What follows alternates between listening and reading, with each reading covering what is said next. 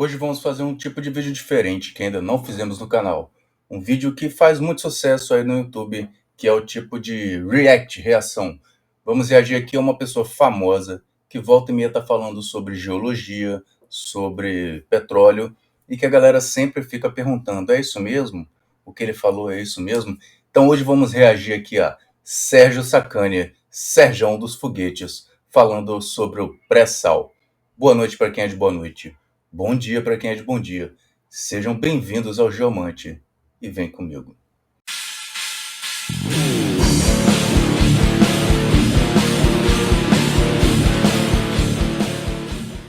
Vamos explicar o que é o pré-sal. Tem alguma figura que ele pode colocar pra gente entender? Cara, se você procurar aí, procura aí. Pré-sal. Geologia do pré-sal. Tá. Procura aí geologia do pré-sal. É até legal da gente falar, né, que o pré-sal quer dizer o quê? Que apareceu antes do sal em termos geológicos. Tá. O que acontece com a bastão? Então, vamos explicar primeiro o que é isso, né? O que é esse sal aí, né? Ó, tem imagem lá pra gente entender. Isso, essa tem imagem, oceano, isso aí é muito legal. camada pós-sal, camada de sal e pré-sal. Isso aí. Então o que acontece? A costa brasileira, principalmente Bacia de Campos e Bacia de Santos, ela tem uma característica muito importante, que é esse corpo de sal aí que você tá vendo, essa camada de sal. Normalmente não é uma camada assim, normalmente é uma montanha de sal que tem no meio, tá? E isso é um período da geologia, um período da história geológica, aconteceu essa deposição desse sal aí, beleza? Só que antes secou o oceano e ficou o sal? Todas essas camadas aí que vão aparecer... É parecido com o que eu vi lá na... E galera, olha aí, primeiro erro conceitual, hein? Não secou oceano nenhum, tá? O pré-sal, o sal lá do pré-sal, não tem nada a ver com o oceano secando, com o mar ficando raso e depositando sal, tá? Nada a ver. O sal do pré-sal é de antes de existir o Oceano Atlântico. Existia ali o continente, supercontinente Gondwana, e era a África e América do Sul juntos, aglutinados. Então, isso ali era na fase Rift, ou seja, quando esse continente ia se dividir, antes de existir o Oceano Atlântico. No Atacama, que tem aqueles salares. Já, não sei é aquilo lá, só que a 4 km de profundidade, 5 km de profundidade. Né? Um lugar branquinho, que era sal. É isso aí. Aquilo, falaram que tinha um oceano lá, secou. Então é aquilo que ficou mais camada por cima. Exato. Pô, que legal. Não está exato, não. Nada a ver. Não tem nada a ver com salários andinos, com Bolívia, com Peru, tá? É um contexto geológico completamente diferente. O que vai acontecendo? O oceano ele vai retraindo durante a história da Terra, né? Que não tem 6 mil anos, só pra gente deixar claro. Isso é bom falar. O oceano ele vai retraindo e subindo. Nessas retrações aqui, nesses momentos, você tem deposição. Então deposita uma coisa, depois o oceano sobe, outra camada vem por cima e vai pressionando. O oceano baixa o nível de novo, acontece outra deposição. E assim a Terra vai indo, tá? Até o planeta Terra é dinâmico e vai acontecendo isso. Isso aí é um conceito básico da estratigrafia, tá, galera? Como que se forma uma rocha sedimentar? Como é que uma rocha vai vindo sobre a outra? Tem espaço? Então tem que ser gerado espaço para isso. Então o fundo de uma bacia vai afundando com forças tectônicas que nós chamamos de subsidência. Então quando esse fundo vai afundando, vai gerando espaço, vai vindo uma nova camada de deposição e uma nova. E também essas camadas elas vão compactando umas às outras, o que vai gerando um pouco mais de espaço. E por fim, o nível de base, que é o nível do mar ou de um lago, porque em geral nós estamos falando de deposição subaquática, porque é onde normalmente se atinge um equilíbrio e aquele sedimento fica ali, normalmente. Então vai subindo o nível de base, o nível do mar, por exemplo, e vai criando espaço para vir mais camadas sedimentares. Então o que acontece? A gente tem na história geológica um momento em que teve muita morte de micro-organismos. Esses micro-organismos eles formaram um tipo de rocha que é chamado de estromatólito. Esse é o nome que a gente dá para rocha. Então, sempre que tiver ito na palavra, é rocha. Então, o que é estromatólito? É a rocha do estrômato. O que é o estrômato? O estrômato é uma grande quantidade de micro-organismos mortos. Por exemplo, recife de coral. O coral ele é um organismo vivo. Quando ele morrer, a rocha que vai dar origem vai ser um estromatólito. Entendeu? Não, Sérgio, aí você tá vacilando, hein? Não tem nada a ver com coral, tá, gente? Olha só. O carbonato calcário, que é a rocha do pré-sal, ele não tem nada a ver com coral. O tipo de rocha que forma ali os corais é um tipo de rocha que a gente chama de... Os corais vão formar um tipo de rocha chamada framestone. que é um tipo de calcário bioacumulado, ou seja, os organismos eles vão crescendo, a parte morta deles vai deixando só a carapaça, o esqueleto de carbonato, que vai virando rocha. Tem bindstone, que são organismos que vão incrustando, entendeu? E um tipo de rocha formada por bioacumulação pode ser chamada de estromatólito quando ela tem origem microbiana, ou seja, são bactérias. São esteiras de um gel de bactérias que se proliferam, elas morrem, fica ali o carbonato de cálcio, vem outra esteira fina de bactérias que morre, deixa o carbonato de cálcio, vem outra camada fina de bactérias, sucessivamente por milhares de anos, e vão formar essa estrutura chamada estrômato, que quando virar rocha vai virar o estromatólito, ou seja, estromatólito tem a ver com micróbios, não tem nada a ver com coral. No pré-sal ainda, no começo, se acreditava que o que se estava vendo ali eram estromatólitos estrito sensu, formados por atividade bacteriana. Porém, os pesquisadores foram vendo que não havia indícios de vida bacteriana ali. Então, hoje se sabe que a maior parte dos calcários do pré-sal, eles são chamados de estromatólitos, mas são estruturas formadas pela deposição química, precipitação química de carbonato dentro da água de um grande lago super salino e super alcalino, muito hostil à vida. Tem também estromatólitos devido à atividade microbiana, mas a maior parte do que se chama estromatólito ainda no pré-sal não é de origem biológica, é de origem química. Talvez no futuro o pessoal resolva fazer uma nova classificação para mudar esse nome, mas por enquanto ainda se chama de estromatólito no pré-sal.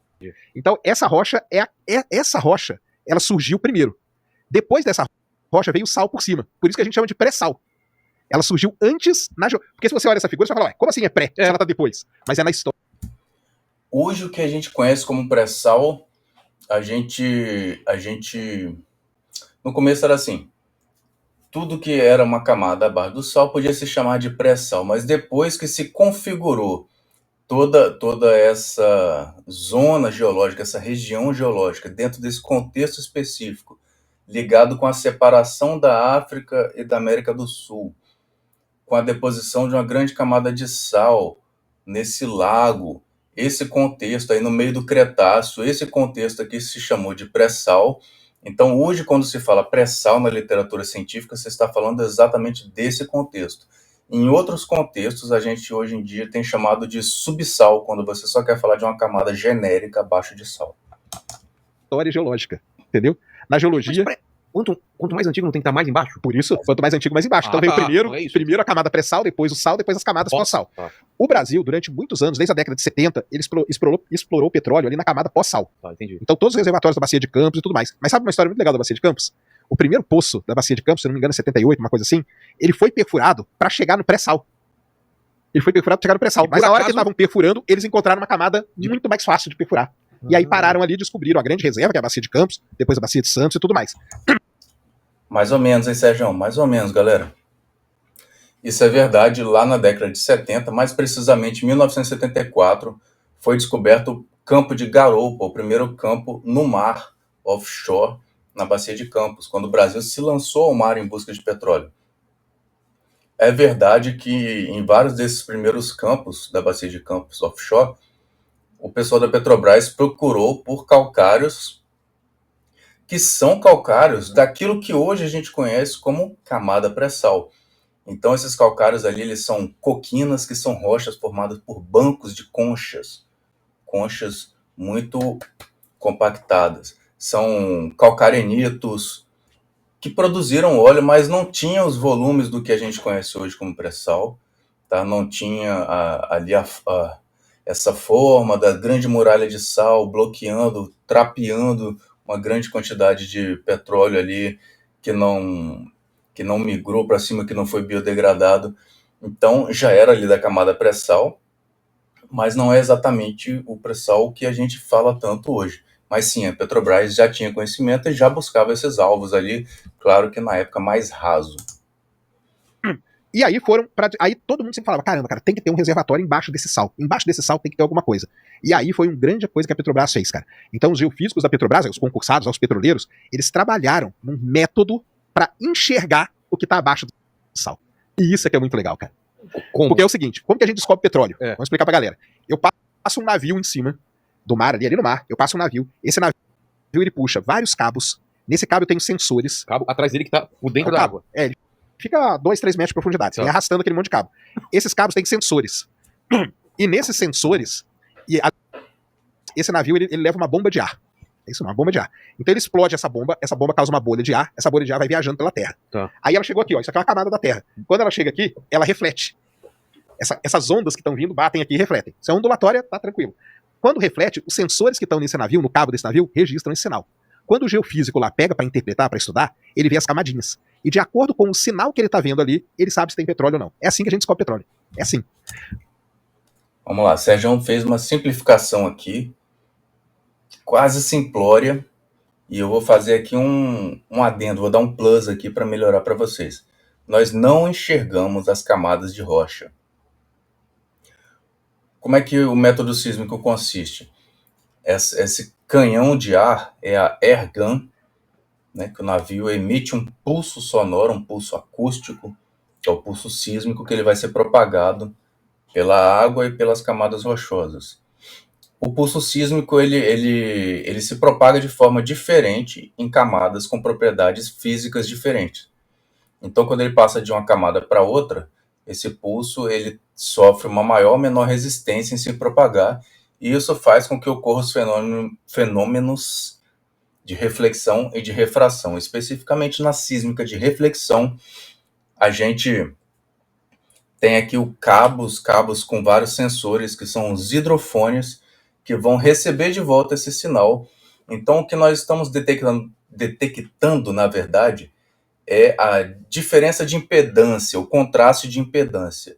A diferença da facilidade ou dificuldade que esse sinal tem de se propagar de um meio para o outro.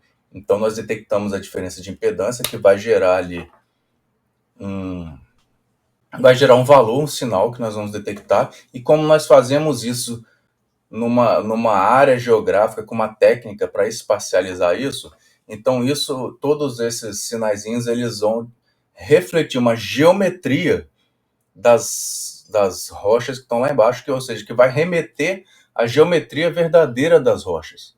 E é assim que os geólogos e geofísicos, eles inferem a forma, a disposição, a espacialização, a geometria das camadas rochosas que estão lá embaixo.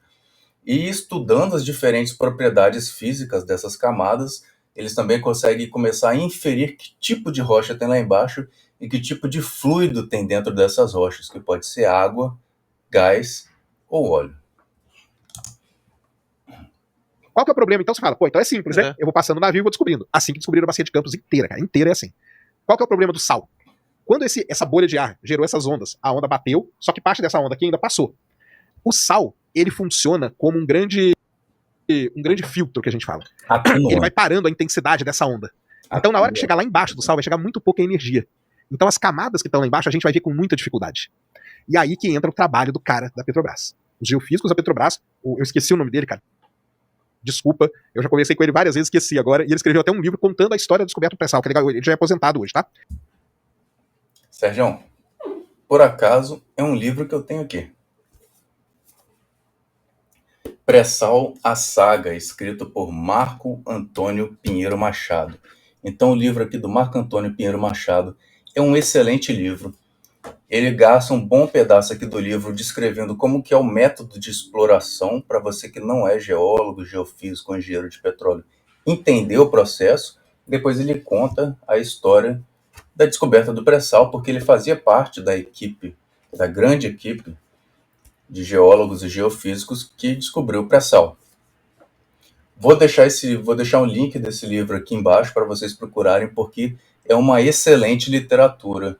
Então, procurem esse livro aqui. E eles desenvolveram uma técnica de análise de dados usando inteligência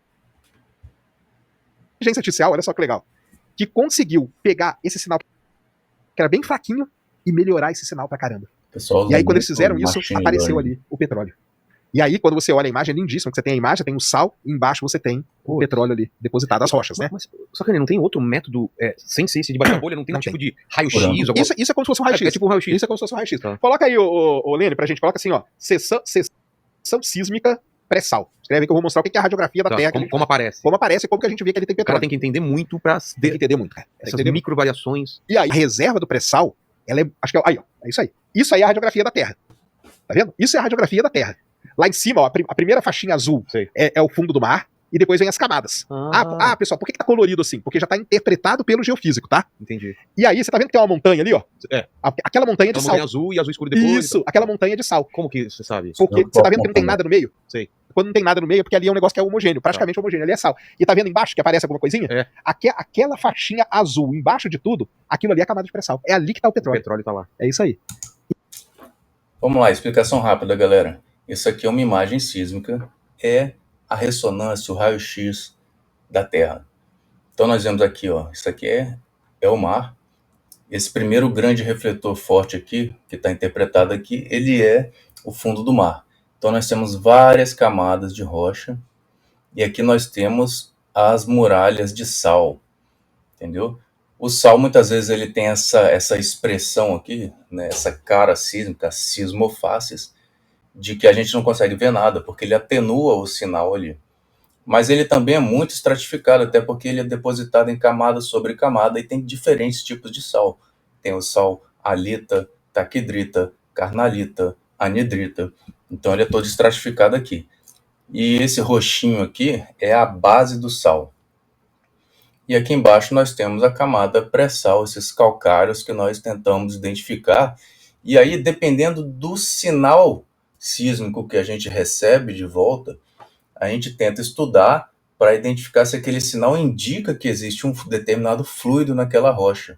Ou seja, a gente estuda as propriedades físicas daquela rocha para dizer, olha, tem uma grande probabilidade disso aqui ser óleo, ou de ser gás, ou de ser água doce, água salgada.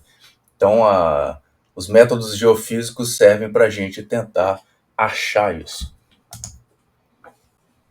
Então a Isso, gente que tem que chegar profundidade lá. a gente tá falando isso, Cara, mais ou menos? nós estamos falando, os reservatórios do pré-sal, eles giram em torno de 6 a 7 quilômetros de profundidade. Cara, a gente tá furando isso. É isso, a Petrobras fura isso. E aí, qual foi? Então, Mas isso contando a água ou só? você tem uns 2 quilômetros de água, contando desde a superfície ali, né? Uns 2 quilômetros de água, e depois o resto, uns 5 quilômetros do fundo do mar até o reservatório, tá? Então, Incrível isso. não, cara. isso aí é incrível, cara. Você vê uma imagem dessa aí, isso aí é imagem, isso aí eu vejo todo dia, cara. Isso aí é todo dia. Meu trabalho é ver isso aí. Eu vou dormir, eu fecho o olho, eu tô vendo isso aí. Ó, galera, até onde eu sei, tem um bom tempo aí, tem alguns anos que o Sergião não trabalha mais nessa área, tá? Pessoal aí da Halliburton, se quiser comentar aí. Numa resolução boa, Não, né? essa resolução aí já é uma das melhores que a gente tem. Isso aí Não fica melhor que isso? Não fica melhor. Nossa, cara. Não tem um coloridinho já? Não fica. Essa aí é um dado de alta. E aquela visão, não sei se é de cima. Aquilo ali é porque acontece. À medida que você vai interpretando, que são essas linhas coloridas, o software que você usa vai montando aquele mapinha ali do Como lado. se fosse visto de Como cima. se fosse visto de cima, pra ter uma ideia de Não como faz vai isso essa- assim de graça não, isso, tá? você sabe? Tem que fazer um Isso é trabalho de incrível. É gesto. incrível demais, cara. E aí, qual que é o lance? O primeiro problema é você descobrir aquela linha azul lá embaixo de todas, que é você descobriu o petróleo. Descobriu. Aquilo podia não ter. Tem lugar que não vai ter. Poderia não ser petróleo. Aí como que eu sei que é petróleo ou não? Poderia ser Aí o quê, por exemplo? poderia ser uma rocha cheia d'água. Água. Tá. Ou pode ser gás também. Qual a diferença? Pode A ser. diferença é que dependendo do custo para perfurar um poço ali, o gás ele pode ser que ele não seja economicamente viável, porque gás tem que ter muito. Como que eu sei isso antes de furar? Então você tá vendo que tem esses sinais todos que você tá vendo aí, você tá vendo que tem diferença. O sinal que você fala o quê? As ondinhas Sei, aí, sei, né? sei. Você tá vendo que tem uma que é mais fraca, É. uma que é mais forte e tal. Aí o que a gente faz? A gente faz uma análise muito mais detalhada para saber se aquele sinal ali, ele é uma rocha que tá preenchida com água, com óleo ou com gás. Aí existem certas características que você estuda ali e você consegue ter essa certeza até um certo nível, tá? Galera, bem simplificado aqui, tá? O Sergião usa assim, essa didática que ele tem, essa facilidade, para explicar para você que não é da área. Então, realmente, vamos só chamar aqui de sinal. Então, essas variações de preto, branco e tons de cinza vão estar dizendo ali diferente intensidade com que esse sinal acústico ele bateu lá embaixo e foi refletido de volta.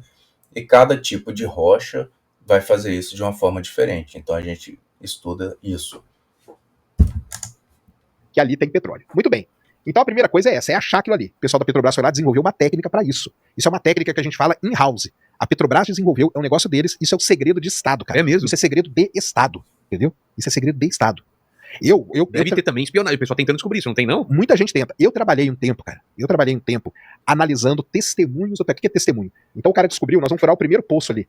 Quando fura o primeiro poço e tira as rochinhas, a gente chama de testemunho. Tá. Esse, pra quem não sabe, galera, é um dos dados mais estratégicos do país, tá? Porque é a partir dessa rochinha que eu vou calcular qual é o volume de petróleo que tem ali. E esse volume de petróleo vai ditar muitas coisas. Eu trabalhei um tempo analisando testemunhos do pré-sal, ali no Edise, que é o edifício sede da Petrobras. Trabalhava lá com 2 petroleiros do meu lado. A gente trabalhava de madrugada e tudo. E a gente, cara, pra entrar na sala, pra trabalhar, nem celular você podia levar. Tá. Até onde eu sei, não tem laboratório de rochas no Edise, no edifício sede, tá? Os laboratórios de rochas ficavam em Macaé, em Vitória, em Santos, e o principal fica no CEMPES, o Centro de Pesquisa da Petrobras, lá no Rio de Janeiro. Tá? Então, ali no edifício sede não tem essa estrutura de laboratório, não. Pelo menos até onde eu sei, entendeu? E é verdade, são locais assim, top secret, é tudo fechado, nem todos os funcionários da Petrobras podem entrar, tem uma classificação especial para você poder entrar, porque é ali que os geólogos estão vendo se tem petróleo ou não, num determinado poço. Entendeu? Então, realmente, é um negócio maneiro. Porque a gente mexia com um dado estratégico, entendeu? Isso então, chegava, isso aí eu podia sair dali e mudar a direção do país, entendeu? Claro.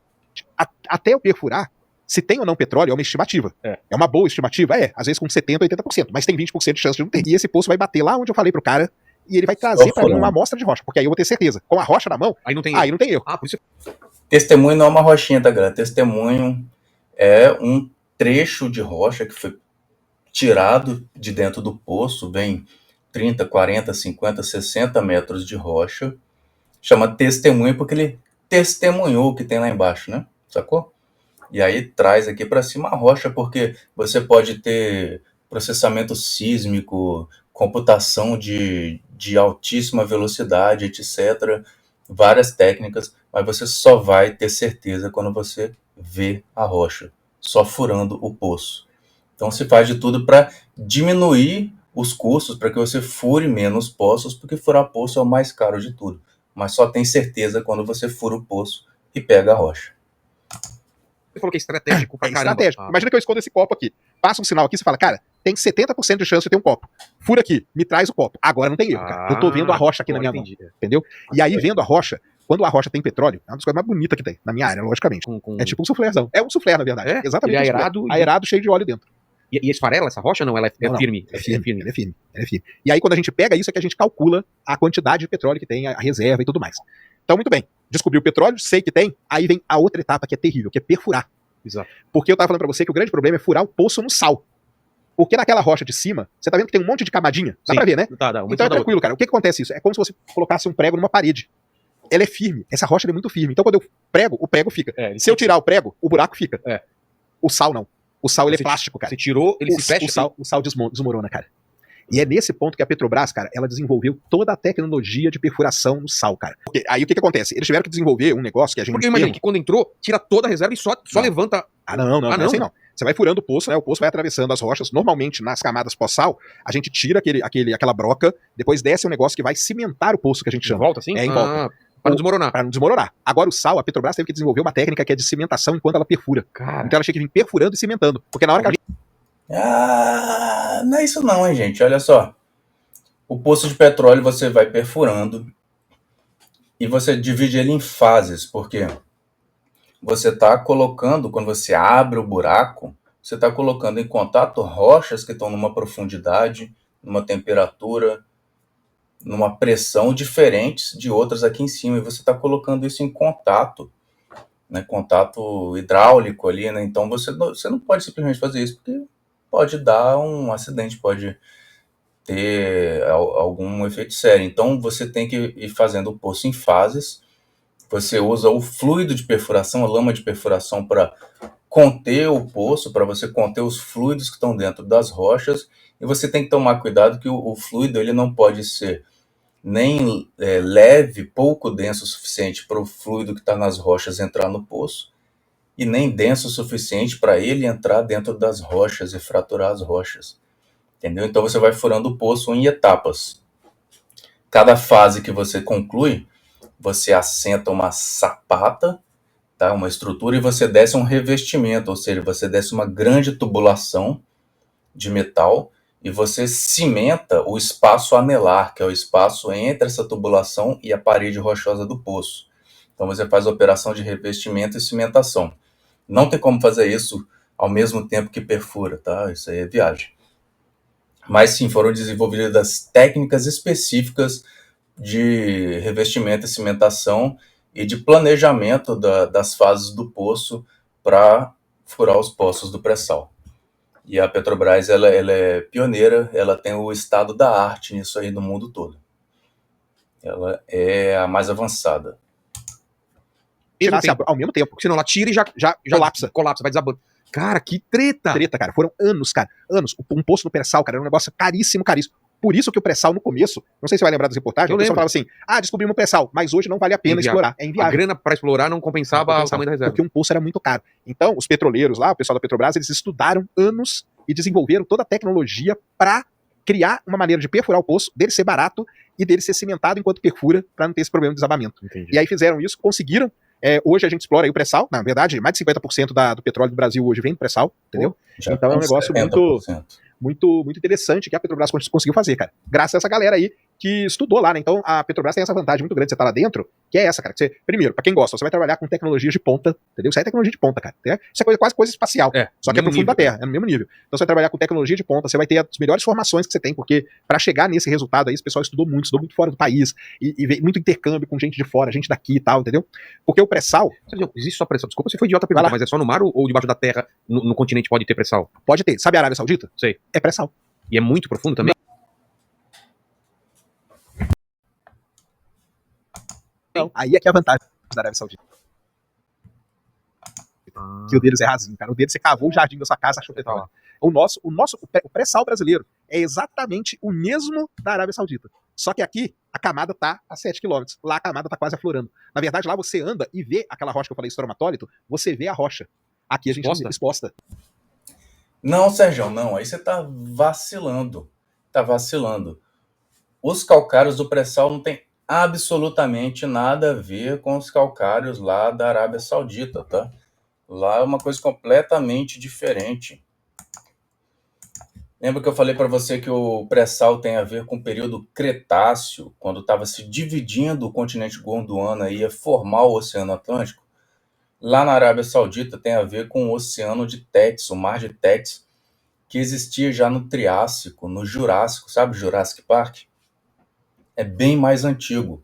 A Península Arábica fazia parte da África, da costa oriental da África, quando existiu o grande continente supergigante chamado Pangeia, que inclusive o Gondwana fazia parte do Pangeia. Então, nessa época, a costa oriental da África, incluindo a Arábia Saudita, estava submersa no Mar de Tétis, e ali então se desenvolveu uma plataforma carbonática, se depositou calcário.